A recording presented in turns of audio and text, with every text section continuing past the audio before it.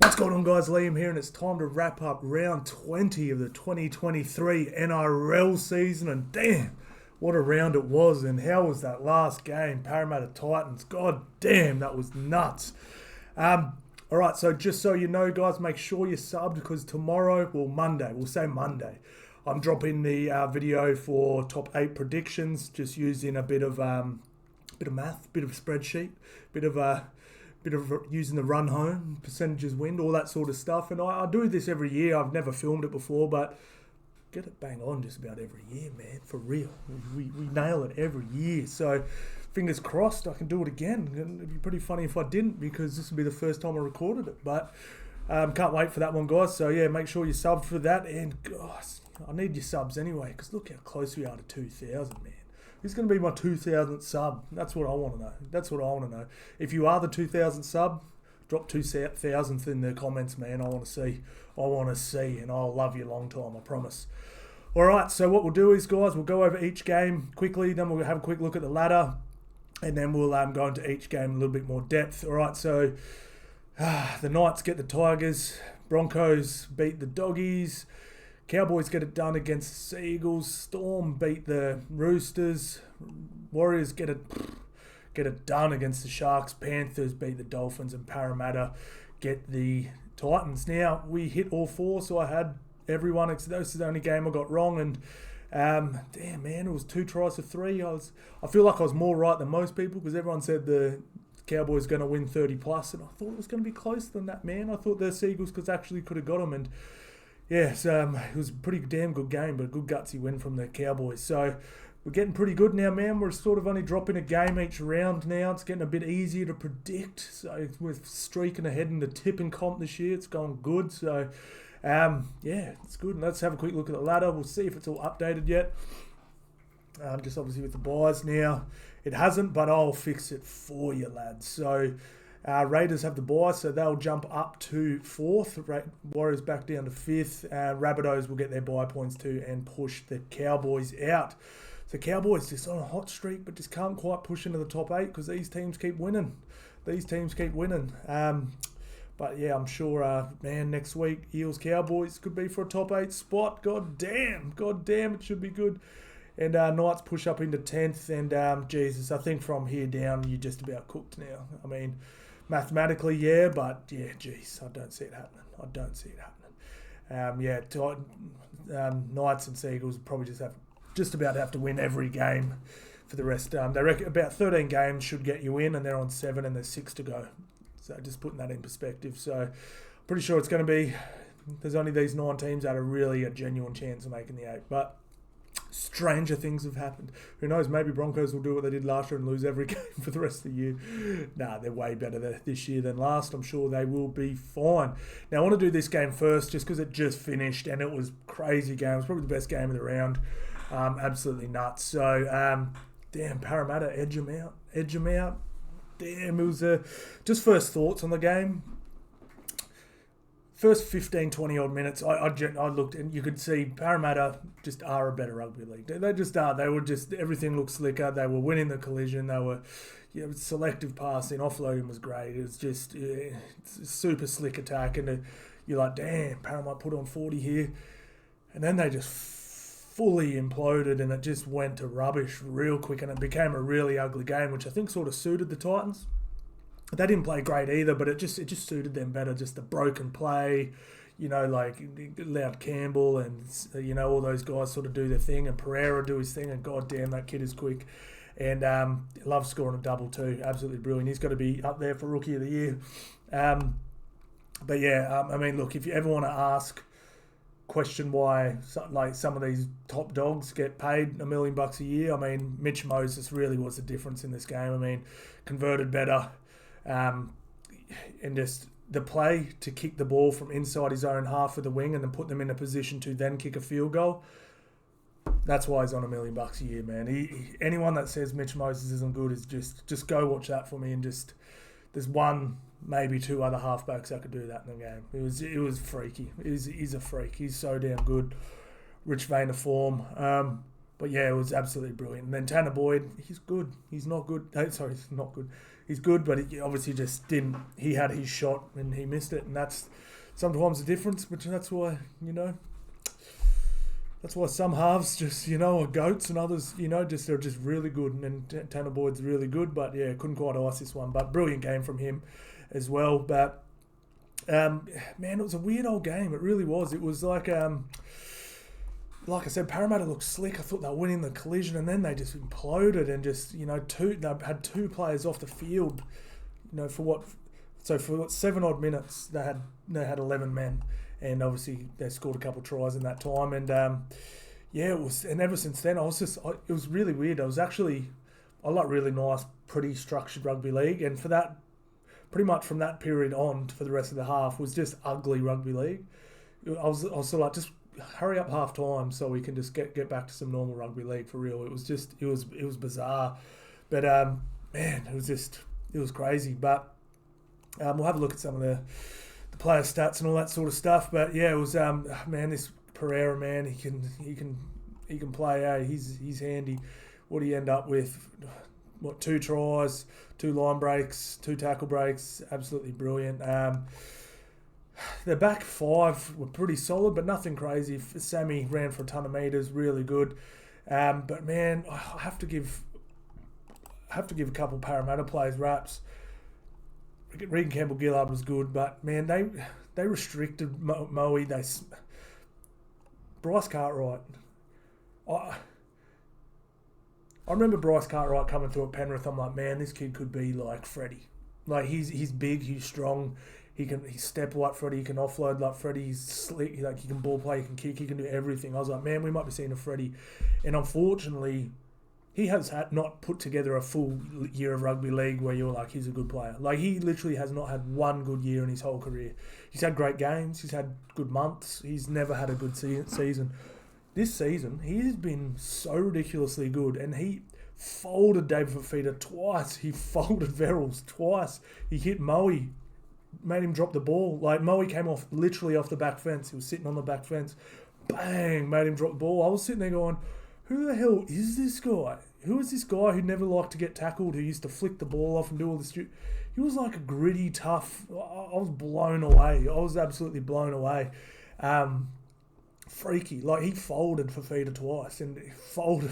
Like, it was just, it was magic, man. And that's exactly what you want from him. You want him to play like that, and then when that time comes, just do that crazy flick or something, but not stupidly for no reason, sort of thing. And it was absolutely brilliant, man.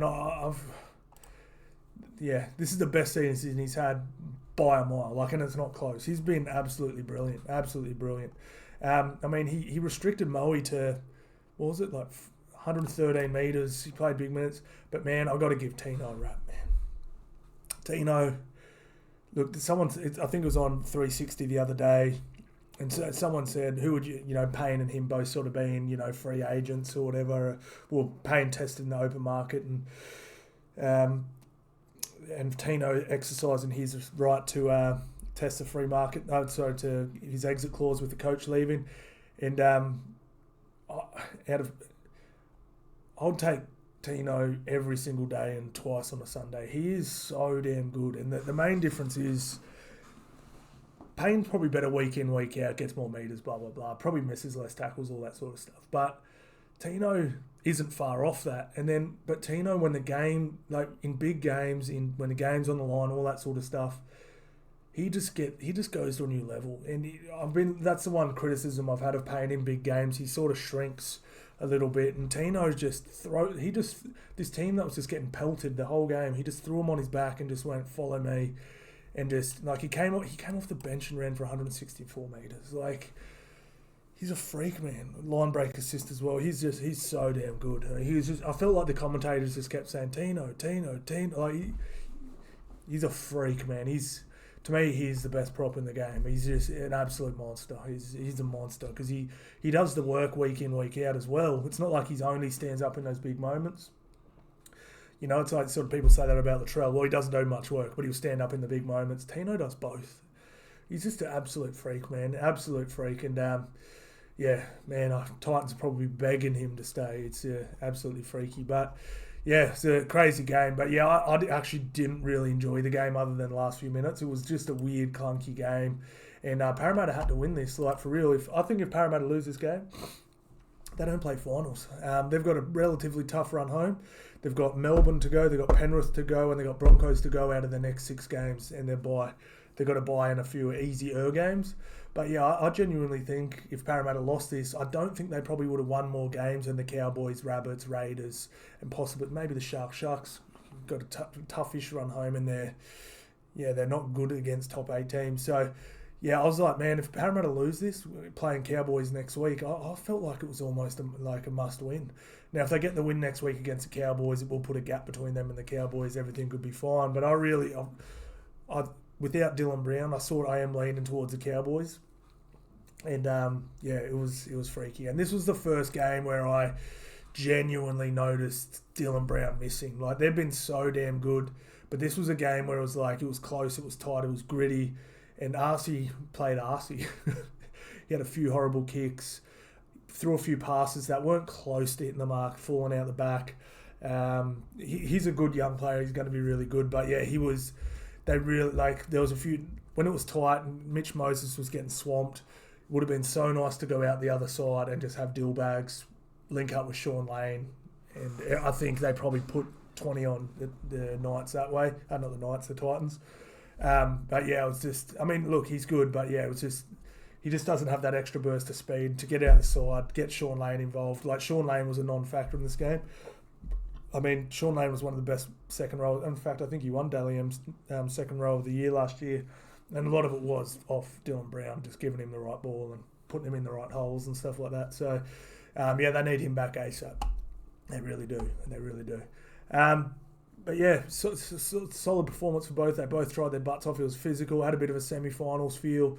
Good game. But yeah, the difference was right here. The halves, it was sort of scrappy from everyone else. Scrappy. And then it was just Mitch Moses, that kick. It's just brilliant, man. Absolutely brilliant. Yeah, crazy game. Knights West Tigers. This is funny because I write little notes in each game, otherwise I forget what happened. But I didn't actually write much about the game. I just wrote all the bets that I won. I'll say Dom Young and Marju to score over 45 points and Tigers over 2.5 or more tries. I was like, yeah, I must have just been excited that I won all my bets for the weekend. Good weekend on the punt, actually. Killed it. But yeah, it was a bit of a funny one. But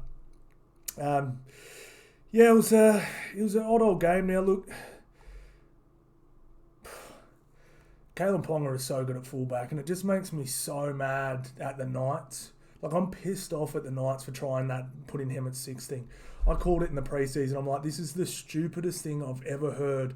What are you doing to, like, they've genuinely hurt his career. Like I'm telling you now, if Ponga had played, like, just look at how Ponga's played in the last month, and let's just say he played for the whole year, he wouldn't have lost his origin spot. He wouldn't have got knocked out 3 times. You know what I mean? Like, because he's playing so good, even if Reece has been brilliant, even if Reece has been slightly better, it was Kalen Ponga's jersey. What was he? Was he one man of the matches last year at Origin? He's been killing it. You know what I mean? He's got a better set of hands than Reece. He keeps his spot. It's like I'm so pissed off at the Knights. Number one, because they got their star player knocked out 3 times. 2, they've damaged their hopes of playing finals. And 3, they've cost Kalen Ponga his origin spot. He might not get that back. If Reece Walsh is healthy for the next 4 or 5 seasons, he might not get it back. So, really, it just makes me so mad. But Dom Young was good. Bradman Best had a really good backup. Greg Marju, freaky. Someone actually said to me, in my TikTok live I did on the weekend, they said, what do you think the Knights need to be better? And I was like, look, man, on paper, they're a top 8. They're actually a really, really good team. But if I had to say one thing, I'd say maybe Phoenix Cross, maybe a little slightly crafty hooker, but I really feel like they need a good, hard-running, like outside, like an outside line-running second rower. Like, just because Kalen Ponga ripped him to shreds anyway on that left edge, but if they had, say, like a Liam Martin, a Viliami, or even a Sean Lane or a Nakora, running hard lines back on the inside, it would just open that left edge up even harder, and they'd score tries at will. sort of thing. And Tyson's not a super hard line runner. He's more of a toy. Like he can run a great line. Not bagging him. He's the man. But yeah, I just feel like that's probably what they're missing. But they're still a really good team. And to be honest, with how good this roster is, I probably think they've underperformed. And Tigers, all the pieces are there. They've just got to get healthy for next year and get these guys some experience. But damn, I actually enjoyed this game. Though. It was good fun to watch. It was really good fun to watch. I'll have a quick look at the player stats. Bullers I believe he just re-signed. I might be wrong there. I think I heard them saying that on one of the telecasts, but not much going on. And unfortunately, Wakeham, he's just not quite there yet as a playmaker with 7 or 6.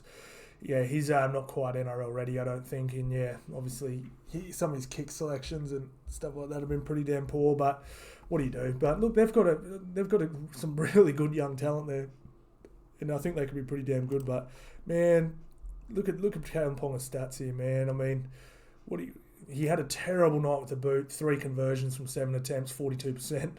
But 10 points, 1 try, 151 run meters. Line break assist, try assist, 1 line break, 4 line break assists, 3 try assists, 6 tackle breaks. It is ridiculous, man. So good. And listen, Greg Marju, 231 metres. God damn, 95 post contact, 3 line breaks. Wow. But yeah, they've got a team here, man. They just need to find the right pieces, like just a piece or two or whatever it is. But yeah, they could be better. They could be a good team. But yeah, it just makes me mad. I'd be so pissed off if I was a Knights fan. So pissed off. So pissed off. All right, Broncos, Doggies. Damn, this is a pretty interesting game. I was pretty impressed with this, that Doggies sometimes when they've had a couple touch-ups, their body language is poor. Reid Marnie had a bit of a sook. It was actually pretty funny. But yeah, it was just outgunned a little bit. I mean, I felt like they started really well. I felt like they actually didn't win the collision, but I think Broncos, Hetherington and what's his name? Was it Hetherington? Who's this? Pikura?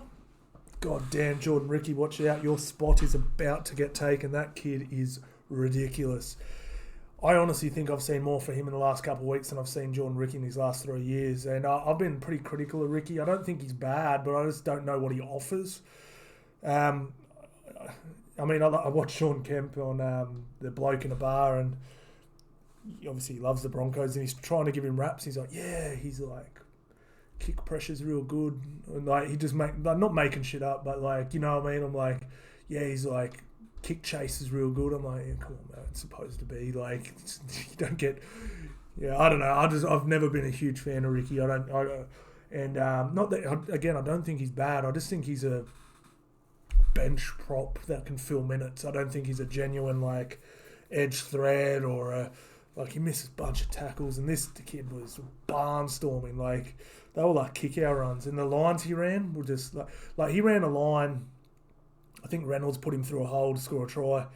I have never seen Jordan Ricky run a line like that. Like that straight and then late footwork just out in it was magic. And then because he's so big, even if someone did get a hand on him, he would have pushed through it, but he literally went through untouched. It was beautiful, beautiful to watch. And goddamn, I think that was really the game was the game was quite even. It was relatively even, and then I just really feel like when it got into a little bit of a crunch time, because it was relatively close one, 18-22 at half time, I just really felt like, I mean, Toby Sexton went off, but I felt like Reynolds really took the game by the scruff of the neck, and I just felt like Burton didn't, and he didn't do anything wrong, but it's just like, that's, when you, like Burton's 4-pack did enough, they weren't super dominant, they did enough, and then he just got the dub. He was absolutely brilliant, man. Like let's see his stats real quick. Where is he? Adam Reynolds. Yeah, 3 line break assists, 3 try assists. Yeah, it's magic, man. So damn good. You just keep getting better, that old Reynolds. But yeah, beautiful, man. Really, really good. I thought Tristan Saylor had some beautiful moments, some real nice moments, but nothing crazy. I thought Herbie was great in defence. Katoni Staggs, pretty solid. Like he looked, solid, really good meters. But yeah, it was just I just really felt like this was. I felt like it was just Broncos they're just deep. I underestimated the Broncos' depth this year. I thought they were gonna. I thought 1 to 13 they were pretty good. Didn't rate their bench. Didn't rate the rest of their top 30. But they've been really good, man. Been really really good. All right, team stats. Bulldogs completed over 80. I mean, tick. You know what I mean? It's okay. Obviously, like it closer to like I said, 85, much better. You think about it, you get 4 extra full sets. Broncos, like I said, they matched them. And like this is good, man. Like this is improvement from what they've been doing. And you don't you don't have to win every game when you're rebuilding, but there's good losses and bad losses. And I felt like even though it was a 20-point loss, I felt like at least their forward pack matched them. You know what I mean? Even though it was a weakened forward pack, but they've been some of the not lying. Some of these teams were running for 2 kilometers on them, and they were running for 1. Like they were getting pumped that badly through the middle. It was crazy, but still lost. But at least they held their own. Like you can still win games with this sort of thing. Post contact Broncos 7 line breaks to 4 to the Broncos. Tackle breaks, Doggies actually got them. Play the ball speed, literally identical. How bizarre. What else we got here? Tackle efficiency, 88. Pretty damn good, man. They'll bust them tackles. 29 missed tackles. You can live with that, man. You can live with that. It was really good. So, step in the right direction for the Doggies, man. Really good. Really, really good. One thing, though, I really didn't understand God, I like this kid, Blake Wilson. I didn't understand the Carraz in its centre. He's a winger, man. I felt like they lost a little bit. I love him on the wing. Having said that, this Skelton dude was pretty good. He's pretty good. I didn't mind him at all. Big body. But yeah, I really like Carraz. He just seems to get his hands a little bit more dirty when he's out on the wing, more carries and stuff like that. I feel like he's built to be a winger. But anyway, what do you do? Who else? I thought Billy Walters was pretty good. Like I said, I felt like he was maybe lacking a little bit. Like Broncos, when they were doing really well, I was like, I don't know if they're going to premiership with this guy making all their decisions from the ruck. But pretty good. I thought Heatherton was pretty good. It was just a good... This kid here, man, Jesus Christ, Xavier Wilson, damn, he looks like he's got a bit of Tino in him. He's freaky, real good. All right, but solid from the dog. Look, again, you can just... Doggies just need to forget the score and make sure these numbers are matched with these numbers, that these numbers are matched with these numbers, and just if they're just at least matching them for numbers in these areas, you know what I mean? It's they're gonna do pretty damn well. But Broncos were great. I mean, 6 errors in a game is ridiculous. That's so low, so low. All right, let's get on the man. This was crazy. This is the game I got wrong. Now, I feel like Cowboys suffered because they've been so elite the last month, especially the Tigers thing. I feel like they suffered a little bit from, and this is why I tipped against them a little bit too. I feel like they might suffer for a little bit from the we can score tries whenever we want, which just isn't rugby league. Like they're so good, they're killing it, but Cowboys are going to come up against teams where they're not going to be able to do anything they want, let alone whatever they want. You know what I mean? And they've got to get into the grind and win games that way. Again, like I'll talk about the negative before I get the positive. But yeah, Scotty Drinkwater, I felt like he tried a little bit too hard here and there. Val Holmes will be the same, but good, solid win. I'll get into plays, but yeah, like Garrick was solid. HIA, Schuster was just Schuster, man. Get him out of that 6 jersey for real. Just terrible passes. I found out what it was. I sort of worked out what it was. Like, well, didn't work it out, but everyone's like, man, he's so good at ball playing for such a big guy. I don't think it's that he's good at all. I think it's because he kicks. He does everything really like when someone passes the ball, they just sort of do that. When he does it, it's quite extravagant and it looks cool. But I don't half the time the passes don't hit the mark. Like he threw 2 or 3 passes that didn't hit the mark. But anyway, I've ragged him enough this year. I'm not going to do it anymore. Unfortunately for poor old Jakey Trbojevic, he had one of the worst games I've ever seen him play. I think he gave 3 6-agains. I think he gave 2 flat-out penalties, and I think he had 2 or 3 errors. I love Jakey, man. It was actually after they scored the first try, because I believe they scored first, didn't they? 15 minutes? Yeah, they did. I watched his barking orders in the huddle, and I was like, man, wouldn't you just love to be on Jakey's team? He's so passionate, blah, blah, blah. And he just went on to have a stinker. Cowboys were lucky he had a stinker, man. But Cowboys, they did enough to win. And, man, I've got to give this dude a rap. Scotty Drinkwater, man. Oh, he's so good. Like I said, he probably looked to push it too much. But, I mean, you sort of take that over just not pushing it at all. Like, he has the potential to be the best fullback in the game, man. Like, he's so damn good. Like, he does this thing, and I actually like this better than... So, because he's a decent sort, he's probably got the best mix of everything. Like, you got your little fullback, your Pongers and your Reeses, and they're really quick off the mark. Ball playing's crazy, but they're not big guys. They can't get your meters. They don't break through tackles. They more break around tackles, if that makes sense, just with footwork and sort of brushing. Like, he's got the perfect mix of he can get your meters, he can break the line through strength, he can break the line through speed, he can ball play. He's, like I said, it's Reece Walsh and that they take their first step and they're very close to top speed. Well, not one step, but you know what I mean. They get to their top speed very quick, but it's not the toppest speed. Like, they're not the fastest guys, but they get to it really quickly, which is so dangerous in its own way. But Drinkwater has this thing where he's sort of at half pace, and it is literally a step, and he's at full pace.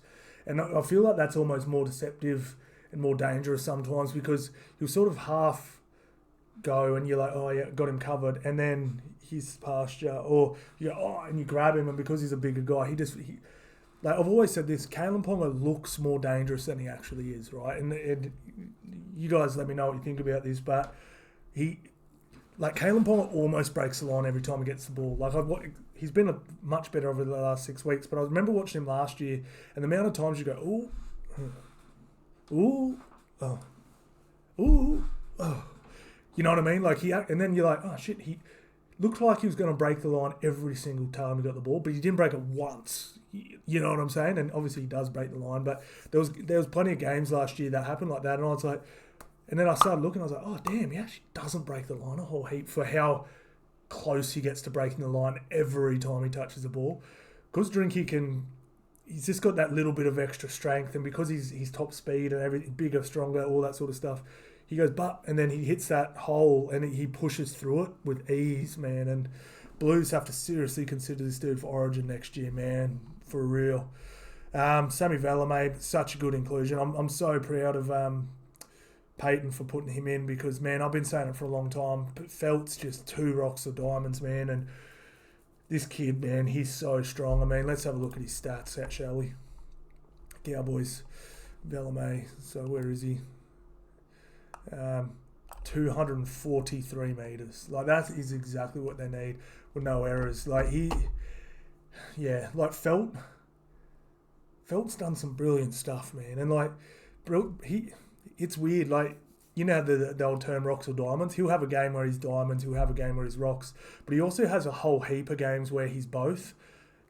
But, like, he'll do 5 terrible, and you're just like, bro, he'll give penalties and just stupid ones like escort penalties and just dumb penalties. And I'm about to go, this dude is the worst winger in the comp. And then he'll do the most hectic try where he's catch the ball and like leaps over here, and you're just like, oh man. And then Cowboys win the game, and you're like, oh well, he just sort of won on the game, so you can't really rip him. But like, I guess they almost wouldn't be in that position if Felt just played normal. You know what I mean? It's just, but this Valame dude, man, Jesus Christ, he's something else. He's special. I thought Val Holmes was great. Dearden was pretty solid. Felt like the game really changed when Cotter and Neem and Tamalolo came on. And this Kulifeki, I've got about as big a chance of pronouncing this name as I do as tackling that dude. Jesus Christ. tear away. Monster. Absolute monster. But really good from the Cowboys. All they can do is keep winning games, and hopefully one of these teams will not win games and they'll push into the 8. But they're definitely winning enough, playing good enough to win. So obviously the 4 more games should get you into the top 8 and finish in the top 8.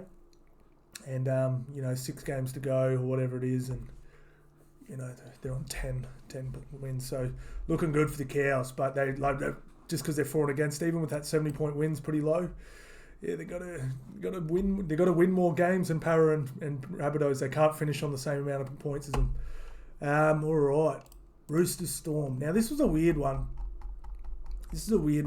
I actually felt like this was the best Roosters have played, and I'll give them a rap before I bag them. Not bag them, but you know what I mean. Like, I felt like I like Dylan Brown. They got physical, man, and they would, like, Melbourne Storm's pack's solid. Like they dominated Penrith's pack at the start of last week, and they're like Nathan Brown's line speed was good. I felt that Butcher was getting his hands dirty. Reid Hargraves was putting shots on. Jake Turpin's line speed was great, and it was all going good, and looked really solid. But I don't know, man. Like, it was just Melbourne were just Melbourne. Like, they were just like, cool, doing their thing, whatever. We're just going to play the same and probably win. But I just felt like it was great to see Suoli in some open space. But I just felt like they would shift. Like, it felt like they were winning the middle, right? And normally when you win the middle, there's space on the edge. But I feel like they'd win the middle and then they would shift out to the left. And not only was there not an overlap, they were completely outnumbered, and they kept going left or right. And they would go shift, and they'd get to either the second rower or the centre. And there was 4 defenders to 3 attackers. And they're like... But then they'd shift to the winger, and there's no space, and they get tagged. And it just kept happening. I was like, what's going on? Like, they cannot create space. It was so bizarre. But I don't know if you want to blame the coach or terrible coaching or whatever, but they kept doing it. And Melbourne were just like, yeah, cool, bro. Slide, tackle. Slide, tackle. And it didn't look like breaking them. It was awful, man. Like, it was damn awful. Like, I don't know. I just... to me, it should have just come out like, all right, guys, we cannot go around them. Like, how about these forwards? They're winning the collision. Like, Radley, Brown, Collins and Hargraves can all offload, hit, spin and offload and try and get to second phase play with Joey Manu and, stuff pushing up through the middle, because that wouldn't... I mean, that is literally the best way to beat Melbourne is through the middle. Like, it's very hard to go around them anyway, but they didn't try and do that. It was really, really bizarre. But yeah, it was such a weird game. I thought Olam was good. Remy Smith was good. Nelson had a big game. But yeah, it was just so odd. Nick Meaney, 150 metres, not bad. He had a pretty solid game. I thought Xavier Coates' tries were brilliant. Was it an intercept or a kick? That one it was a pass. He plucked out of the air and just got into full flight. That was beautiful, absolutely beautiful. The one thing I really think Melbourne are missing to be a genuine, they are a genuine premiership threat, but I just feel like their bench is a little weak. Eisenhuth, Tarek Sims, Grant Anderson, Alec McDonald, sorry. I feel like when they're this is the thing, their bench, I feel like they're missing a prop, and they wouldn't be missing a prop if they played Nelson on the bench and maybe Tarek Sims in the centre, but the way they're playing it now, I feel like there's a genuine drop when Christian Welsh and Tui go off or whatever, because... Yeah, I feel there's a general drop-off, and that's when Penrith just went, yeah, see you later, bro. Like, they just weathered that storm and then just went, see ya, and just ended up pumping them, sort of thing. So, yeah, I feel like they're missing something there. Like, put it this way, actually perfect. If they had, like, Spencer Leniu on the bench, like a genuine just hard-running, legs drive, aggressive, prop on the bench, I think they win the comp. And a perfect example, they played last week. Who swiveled the game on Melbourne last week? Spencer Leniu really came on and just started blasting through the middle. I feel like, they need something like that. Or, like I said, I don't know, Tarek doesn't see... Like, he was probably one of his solider games last night or the other night. But yeah, I just feel like, I don't know, this bench doesn't seem to have any impact. But having Nelson in the starting team strengthens their starting team so much. So I don't know. I'm not feeling it, but we'll have to wait and see. Who was good here?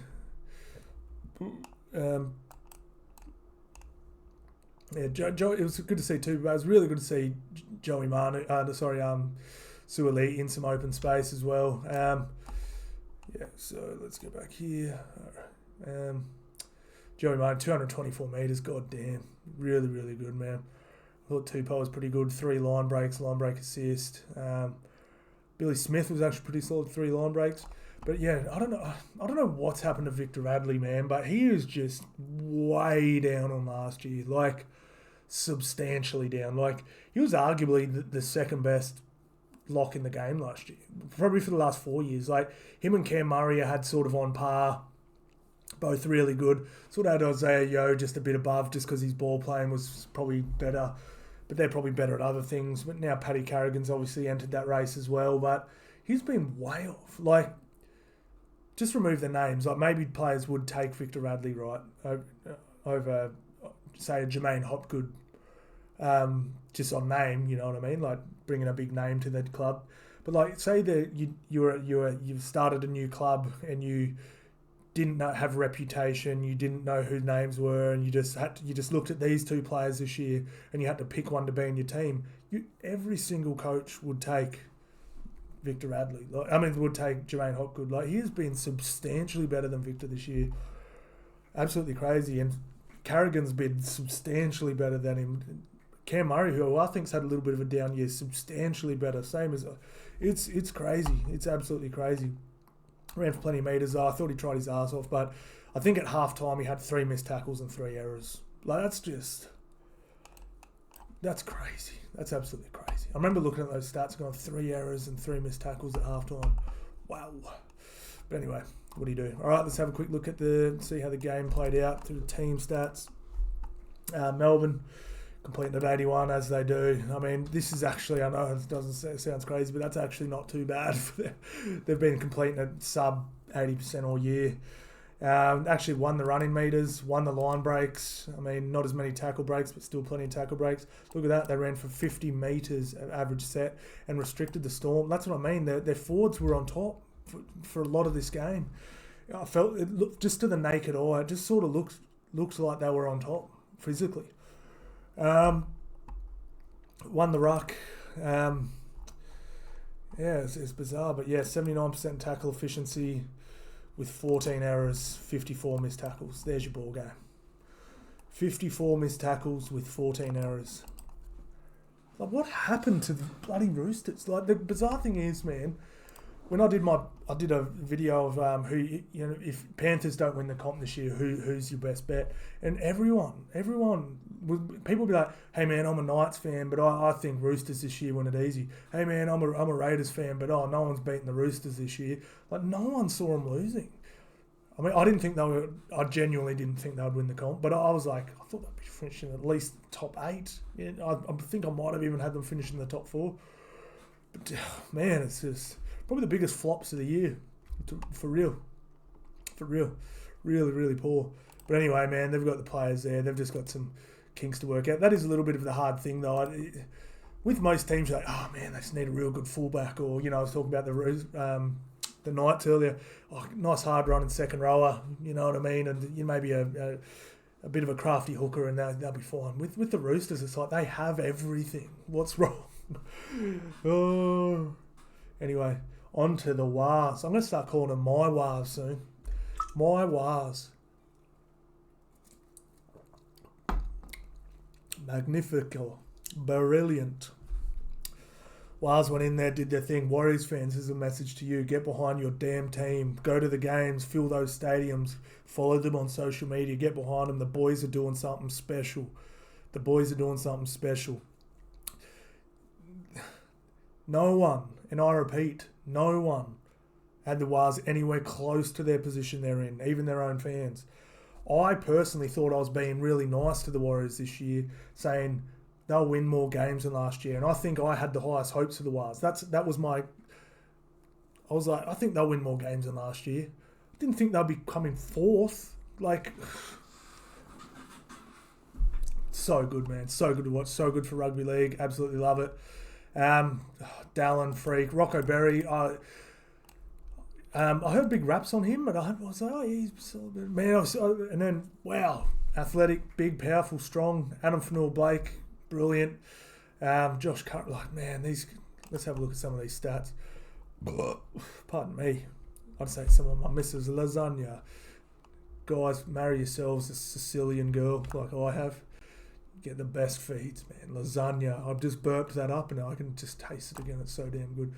All right. Nickel Coolstar. Got to be one of the most improved players this year. Absolutely brilliant. But it's just...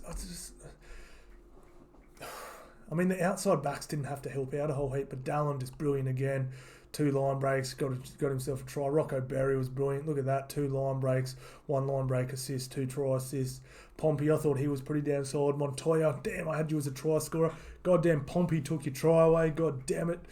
Oh, that would have capped off my week. Would have been a super profitable one. But anyway, I'll forgive you for it, Pompey. Metcalf, I thought he's getting better every game. Like literally every game, he looks better. The first time I saw him play, I was like, damn, he's quick. But he doesn't know how to play rugby league. No, he did, but you know what I mean. I felt like he just ran all the time. He's getting good, man. He's getting good. Curran came on.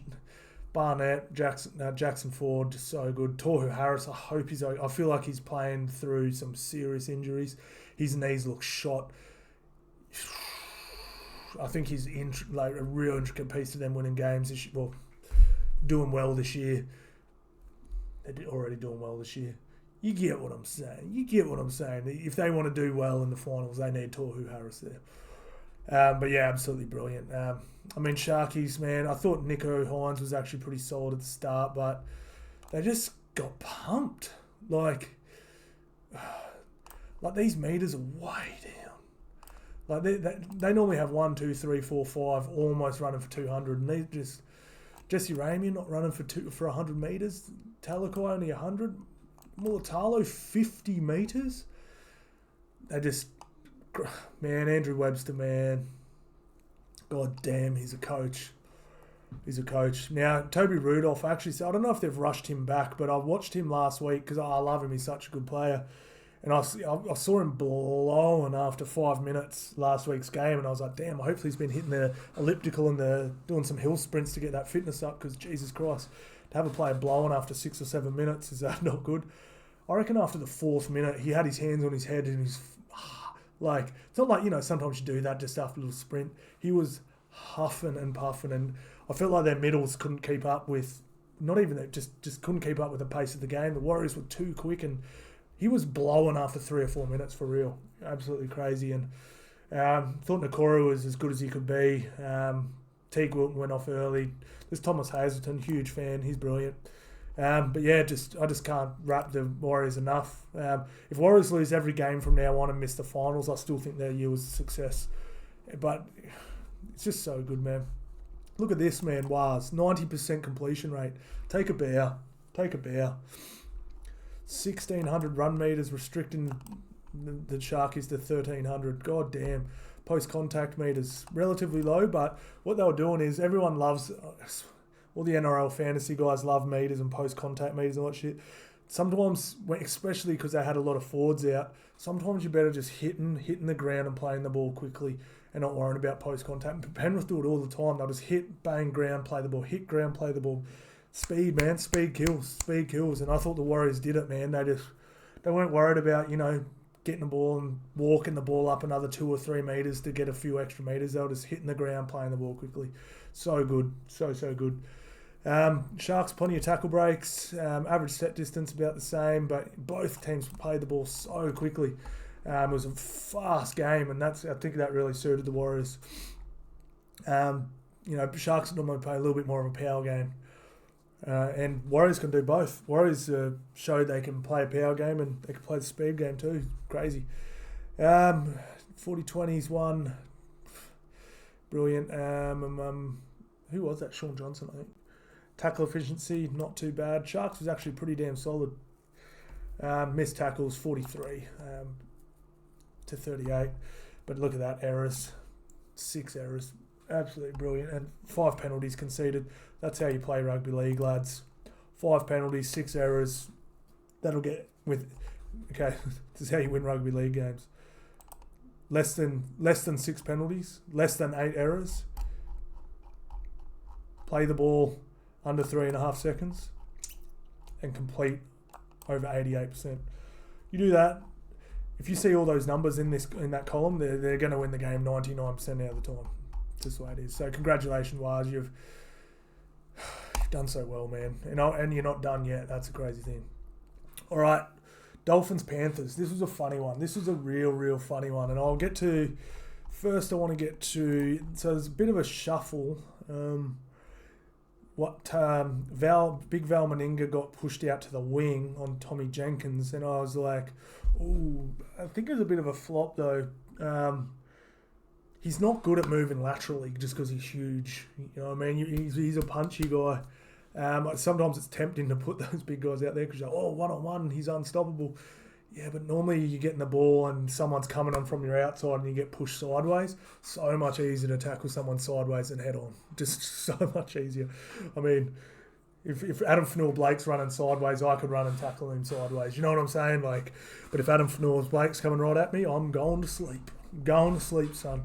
So yeah, I thought that was a bit of an error from Wayne. I'm not one to question the great Wayne Bennett, but yeah, he got well handled by Tom Jenkins. It wasn't like it was To'o out there schooling him. It was Tom Jenkins sort of thing. But this was an odd game. Like, it was really... oh, man, Penrith is so good.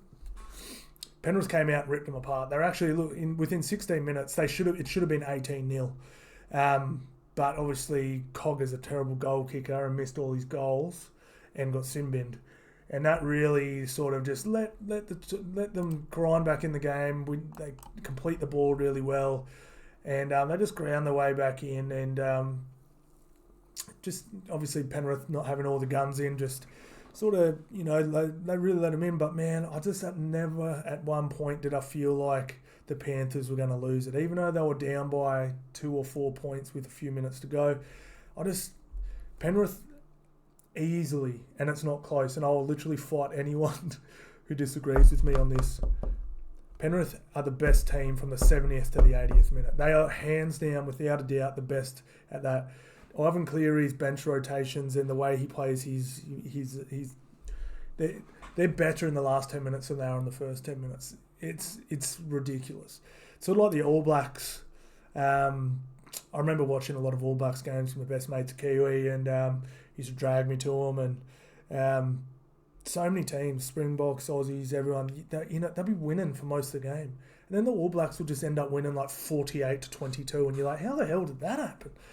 Panthers are a bit the same. Their last 10 minutes, they're just better. Like, or if they're not better, they're the same as the first 10 minutes, and everyone else has dropped off. Whichever one it is, it works, because so many times, you know, Panthers are, you know, there's 8 points. They might be winning by 8 points. You're like, man, what a great effort from blah, blah. You know what I mean? And then Penrith go bang, bang, bang. And you're like, oh, it's 34-10 or whatever. And you're like, oh. And then if you just looked at that, you go, oh, it's hiding from Penrith. And you're like, oh, it sort of wasn't, hey? It was sort of more, you know, it's more of a hiding in the last 10 minutes. But yeah, it's I've always felt like they've had that extra gear, and they always do it in finals as well. And Jesus Christ, it's scary. And they get everyone back next week, including Cleary. God damn, scary, absolutely scary. Got to give a few raps to a few players. Obviously, Isaac Tago, I am half convinced that this guy could be the best player and best centre in the game real soon. He's just, 2 tries, 15 runs for 200 metres, 36 post-contact, 2 line breaks, 2 line break assists, 2 tries, assists, 7 tackle breaks. What the... Seriously, bro?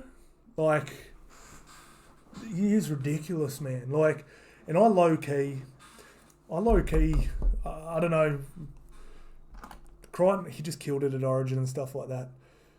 But I low-key don't think they fielded an offer, because I think they knew they were going to have to pay this kid real soon. And I genuinely think this kid could be substantially better than Crichton. I know it's a huge call. We'll have to wait and see. blah, blah, blah, blah. But I think we might see... I think Crichton has been a little bit benefited by that just golden Penrith run. Like, Isaac Togo's been putting up numbers like this in what would we call the baby Penrith team. You know what I'm saying? Like, he's not doing this with a stacked, like, Nathan Cleary giving him flawless ball and stuff. He's just been getting the ball flat-footed and going to work. And obviously, Ivan, everyone sees what these guys are doing at training, and I wouldn't be surprised if they were like, oh, make sure we got some cash spare for Tago. Like, you know what I'm saying? Like, he's the future, man. Obviously, they would have loved to keep Crichton. Of course they would have. I'm not saying they wouldn't have, but for them to not really table an offer for Crichton, they're obviously, and man, Panthers don't miss, man. They just don't miss. But yeah, just absolute freak, man. Absolutely brilliant. Dylan Edwards, pretty damn solid, 275 metres. Moses Leota, man. Moses Leota, Fisher Harris, hands down the best prop rotation in the game. Just ridiculous. When they come back on, it's just, you watch the game just shift. It's just, and Ivan Cleary, just has the nuts to just hold him off. Like, he doesn't play him for big minutes. Like most coaches, if they had this prop rotation, would be, you know what I mean? We saw Kevy Walters with it last year, just playing flags and paying Haas to it till they were dead. Just 65, 70 minutes, just like going, oh, they have to be on. We're losing the middle. Like, put them back on. It's like if Payne Haas was a play button, because you know what I mean? He's obviously just makes the middle so much better. He's just like, he presses play on Payne Haas and just lets him run. And like, don't get me wrong, he's brilliant, but Jesus Christ, sometimes you just want it. Sometimes it's about timing. You know, you can't panic. And I mentioned in my video last week that he held Moses and Fisher off just for another 5. It was probably 5 or 6 minutes when it felt like Melbourne were getting on top. And you know what I mean? He just left it. Brought them on, and they just came on and just... It's just so good, man. But no, Dolphins are good, man. Dolphins did really well. I mean, look, it is a baby Panthers team, but I felt like they fought their way back in it. I'm going to give Nick Arima a rap, man. Like, he's just unfortunately been a victim of his height.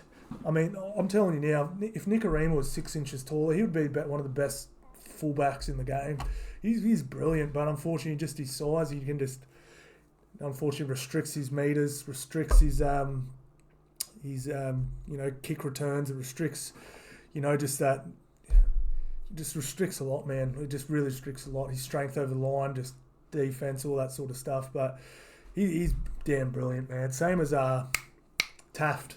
I said that the other night. I said, man, if that Taft was 4 or 5 inches tall, there'd be teams banging on the door wanting him in their team. But yeah, I think the Bulldogs might be signing him actually, which is pretty cool. But yeah, absolutely brilliant. Masako, brilliant. Who else? I thought Kafusi was pretty solid. Ray Stone, good to see him putting on hits. I actually thought Jared Wallace came on and played. But yeah, damn, 154 metres. God damn. Jared Wallace, I think this is one of his best seasons for real. He's been really, really good. Really, really good. Let's have a look at the team stats. Look, I mean, this will be interesting because, like I said, I felt like Dolphins are on top for a big chunk of this game, so this should be interesting. So they won completion. They had more time in possession. Panthers, won the meters. And again, very similar to the Wars, not looking for post-contact meters, just looking to hit the ground and play the ball quickly. This will be interesting. I'm interested to see how quick their play the ball speeds were. Look, Dolphins more line breaks, more tackle breaks. Didn't win the amount of meters per set, but look at that. There you go, 3.1 seconds, so quick. God damn. Sometimes, yeah, like I said, man, all these fantasy guys, all these stats guys love post contacts. I'll take a quick play the ball over three post contact meters every day of the week. That's why I've been such a huge fan of Ruben Cotter. Hit the ground, play the ball. Hit the ground, play the ball. But you can't just dive on the ground. You have to bend the line. You know what I mean? So anyway, Ruben Cotter's probably the best at it. He's so damn good at it. 17 offloads to the Panthers. So like not a super dominant performance by any stretch of the imagination, but Penrith slightly better tackling percentage. But yeah, only 36 missed. Well, only 36, a little high, but Panthers missed 43 of their own. Plenty of errors from them as well. So yeah, they were in this, man. So good on the old Finns. Finns up. Finns half up. I'll give you a B+ for that performance. It was really good. Really, really good. But I mean, damn. And now we're back to the Titans Eels game. So yeah, that's it. We're done, lads. We're done. All right. So let's have a look at next week real quick. We got some games, son. Oh, sorry, I can't go forward in that, can I? Round 21. Battle for the spoon. Who's going to get that spoon? Drop in the comments who you think's going to win the spoon. This could be a top 4 spot. This could be for a top 4 spot. Have they uploaded the ladder yet? No. But they've uploaded this. So here it says it's corrected that the Raiders are in 4th, but not on their actual ladder. But yeah, top 4 spot on the line. God damn. Get that second chance. We all know you can't win the comp from outside the top 4. I know every team that finishes 5th to 8th thinks they can, but you can't. You can't, son. All right. Okay, so we've got Rabbitohs, Broncos. Damn, that's a big one too. Rabbitohs get everyone back next week, and Broncos get most of their players back. They get Reese back, and they get Payne Haas back. So this is going to be a clash of the Titans. So we've got a top 4 spot. We've got, and this is big for the Broncos too, because Broncos really want to finish second. Like, I mean, top 4 is the 4th goal, but they've been 1 or 2 all year. They really don't want to drop to 3rd or 4th, just because. Let's say Storm drop into 2nd or something like that, or you know what I mean. Say Broncos finish 3rd or 4th. They don't want to go down to Melbourne and play their first finals game in Melbourne. They don't want to go down to Penrith and have to play Penrith in Penrith first round. You get what I'm saying? That's rough. That's rough. They really want a home game against the Wars, against the Raiders, against the Sharks, against whoever it is. They really want that home ground advantage. So big game for them. Big game for them. I mean, they're both. I don't think either of these teams will make finals this year, but obviously they both probably think they can, and they'll be playing their asses off. So I think this could actually be a pretty good competitive game, to be honest. Then we got the Knights versus Storm. Poor old Knights might get a thump in there, but we'll have to see. And then, wow, what a cracker for top 8 position. This will have a real finals feel up in Townsville. I wish Dylan Brown was available for this so we could see 2 full-strength teams go at it, see where they're both at, sort of thing. But anyway, it should be a cracker anyway, man. But god damn, that. Then we've got Penrith versus the Doggies. Damn, poor old Doggies are the first team to get Penrith back at full strength with Nathan Cleary. Ouch. I think their for and against is about to get a little worse.